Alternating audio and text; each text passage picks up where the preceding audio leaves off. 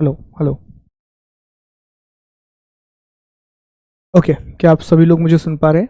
तो उम्मीद करता हूँ कि आप सभी लोग के लिए मैं ऑडिबल होऊंगा।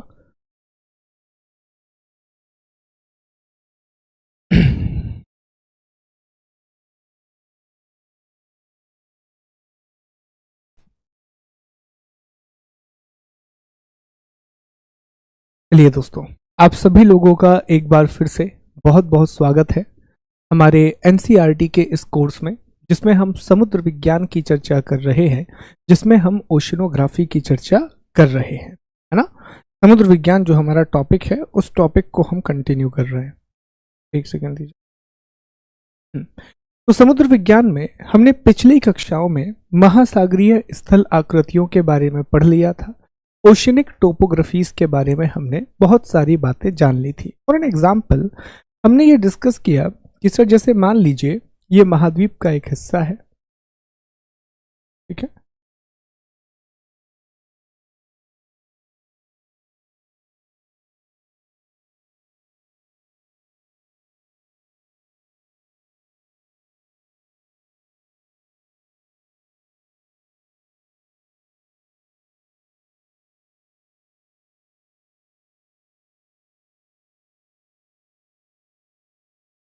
ओके, और लेट्स अज्यूम कि ये पूरा हिस्सा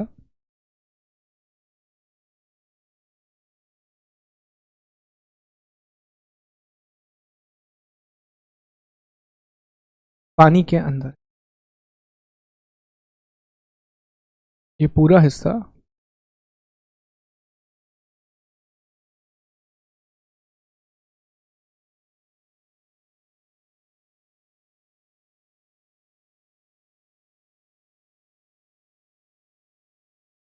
पानी के अंदर है। तो ये हमारी समुद्री स्थल आकृतियां होंगी, ये हमारे ओशनिक रिलीफ होंगे। अब इन समुद्री स्थल आकृतियों को अगर आप ध्यान से देखें तो इसमें कुछ स्थल आकृतियां आपको दिखेंगी जिनके नाम हमने पढ़े थे। जैसे ये जो हिस्सा आपको दिख रहा है, इस हिस्से को हमने क्या नाम दिया था? Continental shelf. ये जो दूसरा हिस्सा आपको यहां दिख रहा है, इसे हमने क्या नाम दिया था? Continental slope. ये जो तीसरा हिस्सा यहां दिख रहा है, इसे हमने कॉन्टिनेंटल राइज कहा था। ये जो चौथा हिस्सा है, इसे हमने ट्रेंच का नाम दिया था, ये ट्रेंच है। ये जो पांचवा हिस्सा दिख रहा है, इसे हमने रिज कहा था। ये दोनों चीजें सी माउंट है, ठीक है। ये इस तरह से अलग अलग स्थल आकृतियां देखने के लिए मिली थी। इसी में से कुछ समुद्री पर्वत होते हैं जो बाहर निकल आते हैं। जैसे मान लीजिए कि ये पर्वत है, अब ये इस तरह से बाहर आ गया, तो इसका जो हिस्सा आपको बाहर दिखाई देगा ना, उसे हम द्वीप कहने लगते हैं, उसे हम आइलैंड कहने लगते हैं। तो ये चीज भी निकल के आती है कि अच्छा, द्वीप का मतलब क्या होता है, आइलैंड का मतलब क्या होता है। तो समुद्र के अंदर ऐसा हिस्सा है, सॉरी, ऐसा हिस्सा जो कि चारों ओर पानी से घिरा हुआ होता है, उसे हम द्वीप बोलते हैं, उसे हम आइलैंड का नाम देते हैं। ठीक, चलिए अब आगे बढ़ेंगे, अगले हिस्से पर आएंगे। अब हमें आज दो टॉपिकों की बात करनी है। सेकंड लास्ट क्लास में दो टॉपिकों की चर्चा हमें करनी है। एक टॉपिक तो हमें पढ़ना है दोस्तों महासागरीय लवणता के बारे में, और एक पढ़ना है महासागरीय तापमान के बारे में। अब आपको याद होगा, शुरुआत में हम एक वायुमंडल वाला डिस्कशन कर रहे थे, तब हमने आपको कैल्शियम कार्बोनेट के बारे में बताया था, और साथ ही साथ हमने आपको ये भी समझाया था कि जो कैल्शियम कार्बोनेट है उसका क्या योगदान होता है, उसका क्या रोल होता है। हमने ये भी समझा था कि जो महासागर हैं, जो ओशियन हैं, उनका एक बहुत बड़ा काम होता है कार्बन डाइऑक्साइड को अवशोषित करना, जो CO2 है उसको अब्सॉर्ब करना। ये एक बहुत मेजर फंक्शन होता है महासागरों का। और तब हमने ये जाना था कि अगर ये तापमान बढ़ता है, लेट्स अज्यूम कि अगर ये टेम्परेचर बढ़ता जाएगा, तो इसका बहुत दुष्प्रभाव सामने आएगा, इसका बहुत ज़्यादा नेगेटिव इफेक्ट हमें सामने देखने के लिए मिलेगा। इन बातों की चर्चा हमने की थी, ये टॉपिक हमने डिस्कस कर रखे हैं, ठीक है। अब इसी पे हम चर्चा करेंगे, इसी को हम थोड़ा सा आगे बढ़ाएंगे, तो ध्यान दीजिएगा टॉपिक पर। सबसे पहले हम चर्चा करेंगे महासागरीय तापमान की, ओशनिक टेम्परेचर की। तो महासागर को तापमान मिलता कहां से है? तो सबसे बड़ा स्रोत है सूर्य ताप, सोलर इंसोलेशन, दूसरा है जल का दबाव और तीसरा है आंतरिक बल। मतलब महासागरों के लिए भी हमेशा की तरह पृथ्वी पर जितनी भी चीजें हैं उनके लिए तापमान का एक मुख्य स्रोत क्या होता है? तो उनके लिए, सभी के लिए तापमान का मुख्य स्रोत होता है सौर विकिरण। सबसे बड़ा स्रोत होता है सौर विकिरण, सोलर रेडिएशन। तो ये सौर विकिरण समुद्र के पानी को भी गर्म करता है। उसके अलावा छोटे छोटे और कारक होते हैं, जैसे मान लीजिए कि ज्वालामुखी विस्फोट हो गया समुद्र के अंदर, कटक के पास से ऊष्मा निकल रही है, गीजर्स वगैरह होते हैं, पर वो बहुत छोटा सा हिस्सा है, बहुत ही छोटा सा हिस्सा। जो सबसे बड़ा हिस्सा है वो है सूर्य का तापमान, वो है सोलर टेम्परेचर, जो समुद्रों को गर्म करने में सहायक है। अब सवाल यह है कि सर आखिर इस तापमान का महत्व क्या है, आखिर इसका इंपॉर्टेंस क्या है? तो तापमान में अंतर की वजह से समुद्री धाराओं का संचलन होता है। टेम्परेचर की डिफरेंस की वजह से ही दोस्तों हमें क्या देखने के लिए मिलता है? हमें समुद्री धाराओं का संचलन देखने के लिए मिलता है। सर इस बात का मतलब क्या है? देखिए, समुद्र में अलग अलग जलधाराएं पाई जाती हैं, जैसे ठंडी जलधारा, गर्म जलधारा। उदाहरण के लिए लेब्राडोर की जो जलधारा है वो ठंडी जलधारा है, जबकि गल्फ स्ट्रीम की जो जलधारा है वो एक गर्म जलधारा है, वो एक वार्म स्ट्रीम है। तो अलग अलग जलधाराएं देखने के लिए मिलती हैं, अलग अलग हमें स्ट्रीम्स देखने के लिए, करंट देखने के लिए मिलती हैं। तो अब सवाल ये पैदा होता है कि समुद्र के पानी में जो गति होती है, समुद्र का पानी भी एक जगह से दूसरी जगह, दूसरी जगह से कहीं ना कहीं जाते रहता है, इस प्रकार की गति होती है। तो इस गति में सबसे बड़ा योगदान होता है तापमान। तापमान के अलावा लवणता का अर्थात सैलिनिटी का, सैलिनिटी के अलावा दाब का अर्थात प्रेशर। लेकिन सबसे बड़ा जो रोल इसमें प्ले करता है वो है तापमान, क्योंकि तापमान से हर चीज जुड़ी हुई है। तापमान से ही दबाव जुड़ा हुआ है, तापमान से ही कहीं ना कहीं लवणता भी जुड़ी हुई है, क्योंकि जहां पर तापमान ज्यादा होगा वहां पर वाष्पीकरण ज्यादा होगा, एवेपोरेशन ज्यादा होगा, और अगर वाष्पीकरण ज्यादा होगा तो उस क्षेत्र में लवणता बढ़ जाएगी, उस क्षेत्र में सैलिनिटी बढ़ जाएगी। ठीक है, ये चीज हमें साफ तौर पर पता है। तब तापमान करता क्या है? तो लेट्स अज्यूम कि तापमान क्या करेगा समुद्री जलधाराओं के लिए। तो अगर कहीं पर तापमान ज्यादा है, कहीं पर टेम्परेचर बहुत ज्यादा है, तो वहां पर किस प्रकार का दबाव बनेगा? तो सर वहां पर लो प्रेशर बनेगा। क्यों सर? तापमान अगर ज्यादा होगा तो पानी दूर दूर फैलेगा, गर्म होगा तो अणु एक दूसरे से दूर जाएंगे, तो वहां पर आपको कैसा दाब देखने मिलेगा? निम्न दाब देखने के लिए मिलेगा। और जहां पर तापमान कम होता है वहां पर उच्च दाब, हाई प्रेशर देखने के लिए मिलेगा। तो जलधाराएं चलना शुरू हो जाएंगी, लो प्रेशर से हाई प्रेशर से लो प्रेशर की तरफ जलधाराएं चलेंगी। और इसी तापमान की वजह से लवणता का भी निर्धारण होता है, इसी टेम्परेचर की वजह से सैलिनिटी का भी डिटर्मिनेशन होता है। जैसा हमने आपको बताया कि दोस्तों आप देखिए, आर्कटिक महासागर में जो आर्कटिक ओशियन है वहां पर सबसे कम लवणता पाई जाती है। कारण क्या है? पूरा का पूरा क्षेत्र बहुत ज्यादा ठंडा है, जिसकी वजह से वहां आइस फॉर्मेशन बहुत ज्यादा हो जाता है, एवेपोरेशन बहुत कम होता है, और ग्लेशियर वाला रीजन वहां बहुत सारा है। तो पानी कैसा हो जाता है?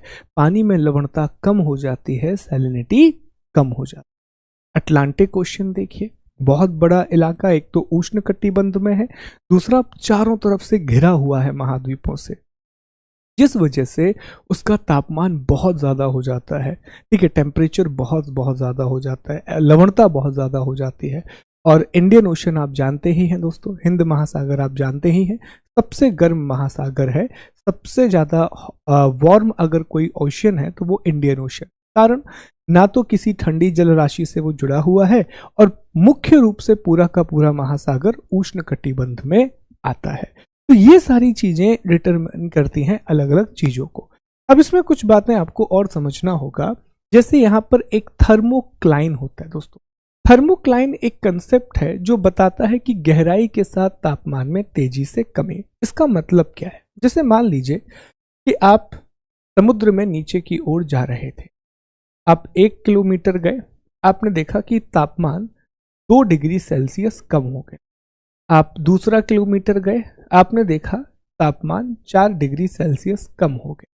बढ़िया चल रहा है सर, कोई दिक्कत नहीं है। लेकिन जैसे ही आप थोड़ा सा 2.5 किलोमीटर पहुंचे, आपने देखा तापमान 10 डिग्री सेल्सियस कम हो गया। एकदम से अचानक से गिरावट आ गई। तो थर्मोक्लाइन उस लाइन है, एक ऐसी लाइन है जो उस बिंदु को दिखाती है जहां तापमान में तेजी से गिरावट होती है, जो टेम्परेचर है उसमें सडन फॉल हो जाता है। बिल्कुल बहुत तेजी से अगर गिरावट हो जाएगी तो वो थर्मोक्लाइन के द्वारा शो किया जाएगा, ये आपको पता होना चाहिए। एक होती है समताप रेखा, जिसे आइसोथर्म कहते हैं। समान तापमान वाले स्थानों को ये मिलाती है। उत्तरी गोलार्ध में ये बहुत ज्यादा इरेगुलर है, जबकि दक्षिणी गोलार्ध में ये बहुत ज्यादा रेगुलर है। सर ऐसा क्यों है, बात कर लेते हैं। अगर आप पूरी पृथ्वी के मानचित्र को देखें तो हमारी पृथ्वी को हमने 2 भागों में बांटा है। एक है नदर्न हेमिस्फीयर और एक है सदर्न हेमिस्फीयर। नदर्न हेमिस्फीयर को जब आप उठा करके देखते हैं तो यहां आपको एक द्वीप मिलता है, यहां आपको एक बहुत बड़ा सा द्वीप मिलता है एशिया, ठीक है। यहां आप देखेंगे तो यहां आपको दक्षिण अमेरिका मिलता है और यहां आपको अफ्रीका मिलता है, और यहां एक ऑस्ट्रेलिया है और यहां पर अंटार्कटिका। क्लियर, एक मोटे मोटे तौर पर कुछ ऐसा मैप आपको दिखाई देता है। अब इसमें अगर आप ध्यान दें दोस्तों, तो अधिकांश स्थलीय राशियां कहां पर हैं, मैक्सिमम लैंड मासेस कहां पर हैं, तो सर साफ तौर पर दिख रहा है कि जो अधिकांश जल स्थलीय राशियां हैं वो उत्तरी गोलार्ध में है, वो नदर्न हेमिस्फीयर। अब चूंकि यहां पर स्थलीय राशियां ज्यादा हैं, चूंकि यहां पर लैंड मासेस बहुत ज्यादा हैं, तो जो तापमान की रेखा है, जो टेम्परेचर की लाइन है, वो यहां पर कैसी हो जाती है दोस्तों, बहुत असमान हो जाती है, बहुत ही ज्यादा इरेगुलर हो जाती है। जबकि दक्षिणी गोलार्ध में 80% हिस्से पर पानी है, 80% जो इलाका है वहां वाटर पाया जाता है। और जब यहां पर 80% हिस्से पर पानी है तो इसका प्रभाव क्या होता है कि यहां पर जो समताप रेखा होती है वो सामान्यतः रेगुलर होती है, उतनी ज्यादा दिक्कत वाली नहीं होती है। एक आप कह सकते हैं कि उसमें कंटिन्यूटी दिखाई देती है, जो आप उसको जब दक्षिणी गोलार्ध में देखते हैं, ठीक है। अब इसमें देखें दैनिक तापांतर 1 डिग्री सेल्सियस का अंतर होता है। सर्वाधिक तापमान माना जाता है कि दोपहर में 2 बजे होता है और सबसे कम तापमान सुबह 5 बजे होता है। सबसे ज्यादा वार्षिक सर्वाधिक तापमान महासागरों में अगस्त में पाया जाता है और न्यूनतम तापमान फरवरी में पाया जाता है। गहराई में कमी भी तापमान हिमांक पर कभी भी नहीं आता। Even a decrease in the depth does not bring temperature to the freezing point. ये बहुत अच्छा पॉइंट है, ये पता होना चाहिए, एनसीईआरटी में अच्छा पॉइंट लिखा है। आप कितनी भी गहराई में चले जाइए समुद्र में, सरफेस पर हो सकता है कि तापमान इतना हो जाए कि बर्फ जम जाए, लेकिन गहराई पर कभी भी तापमान इतना कम नहीं होगा कि नीचे बर्फ जम। ये अपने आप में विशेषता है महासागर की कि आप कितनी भी गहराई पर जाइए महासागर में, हिमांक पर तापमान नहीं मिले। अब देखिए इवन आप चले जाइए ना, आर्कटिक चले जाइए, वहां आपको ग्लेशियर मिलेंगे लेकिन ऊपर बर्फ की परत दिखेगी, नीचे कभी नहीं, नीचे पानी ही पानी दिखेगा। अगर एक बार आप उस बर्फ की परत को खोलेंगे नीचे तो पानी मिलेगा। बहुत सारी फिल्मों में देखा होगा, अभी एक फिल्म आई मिशन इम्पॉसिबल, उसकी शुरुआत यहीं से होती है, जो MI मूवी आई है इसी पॉइंट से वो शुरू होती है ना। तो ये चीजें भी आपको याद रखनी है। आगे बढ़े, कारकों की चर्चा करें कि कौन कौन से कारक इस तापमान को प्रभावित करते हैं। तो सबसे पहला इसमें कारक है अक्षांश अर्थात लैटिट्यूड। पहला कारक कौन सा है, अक्षांश अर्थात लैटिट्यूड। उच्च अक्षांशों पर तापमान हमेशा कम होता है।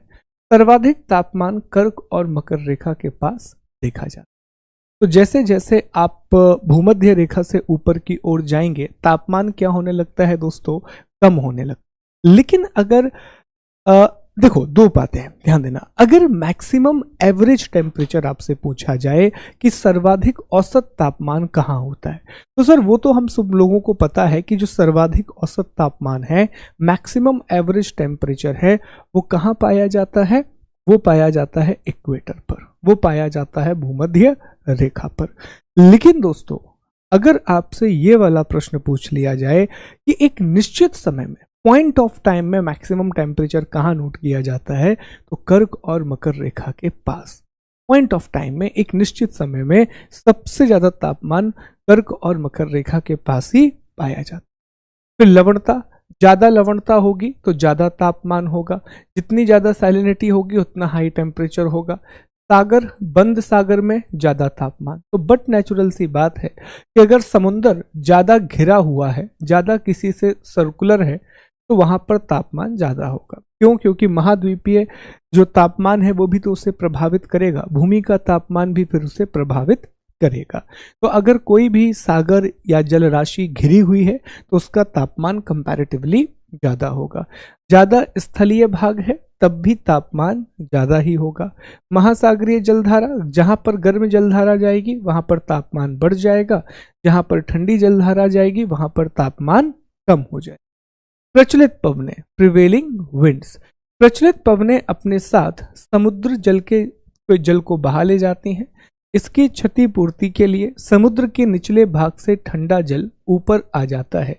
इस प्रकार जिस ओर वायु चलती है वहां समुद्र के जल का तापमान अधिक तथा जिस ओर से वायु चलती है वहां तापमान कम हो जाता है। ठीक है, अब देखें अगला है महासागरीय लवणता, ओशनिक सैलिनिटी।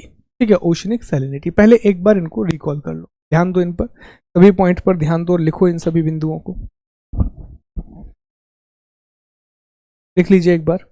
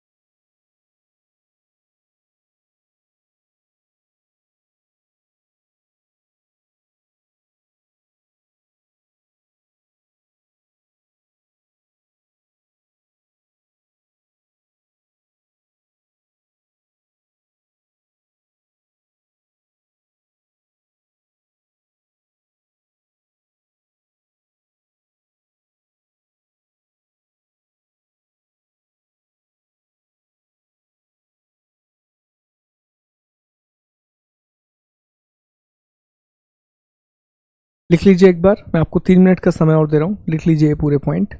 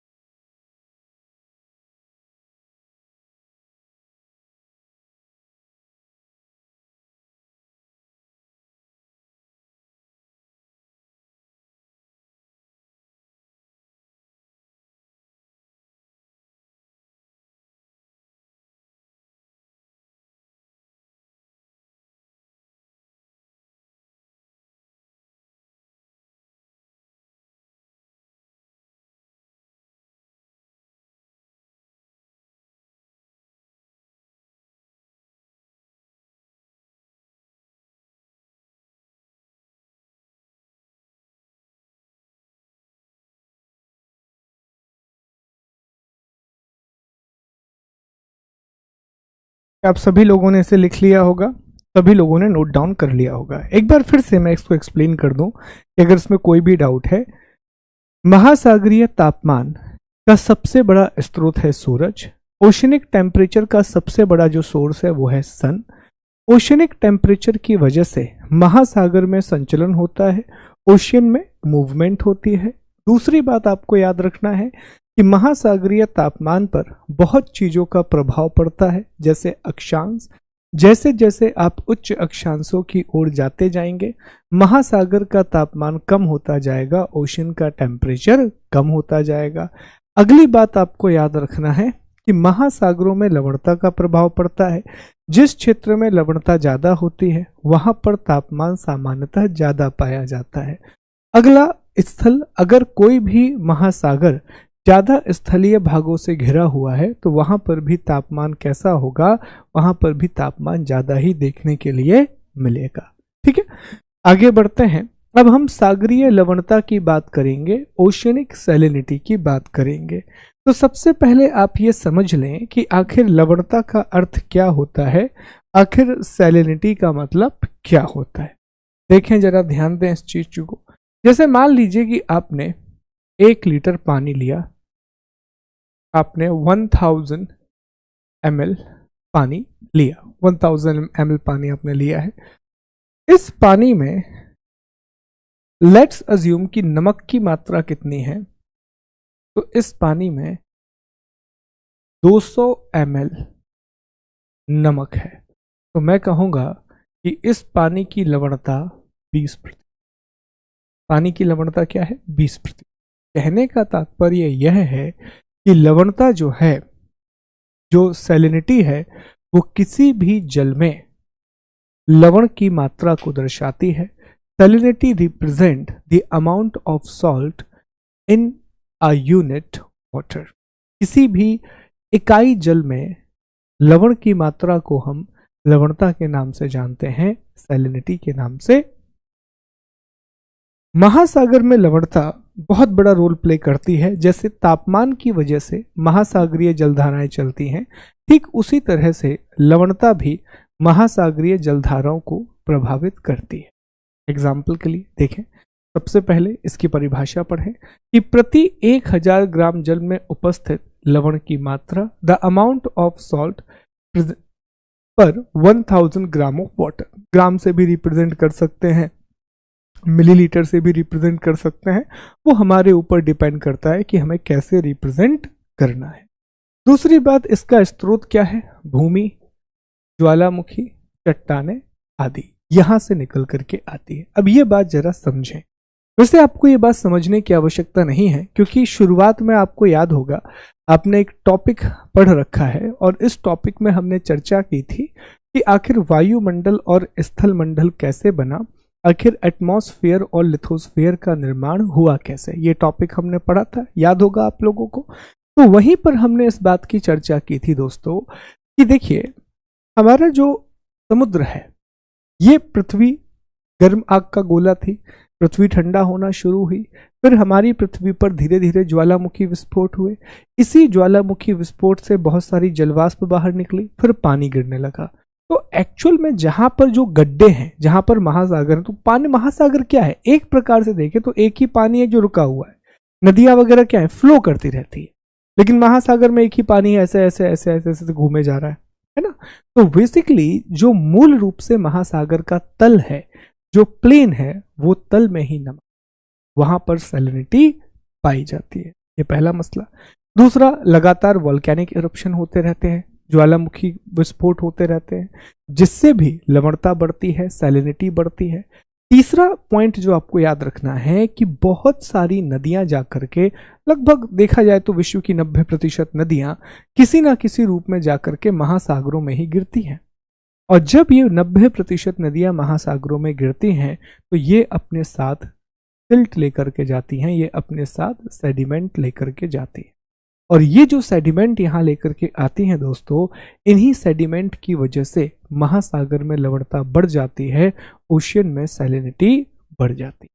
ठीक है, जिससे महासागरीय लवणता में बढ़ोतरी हो।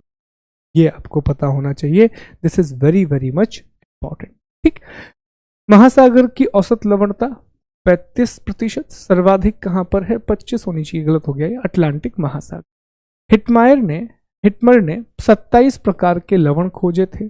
इसमें सबसे ज्यादा जो हमारे महासागर में पाया जाता है वो है सोडियम क्लोराइड, इसके बाद मैग्नीशियम क्लोराइड और फिर मैग्नीशियम सल्फेट।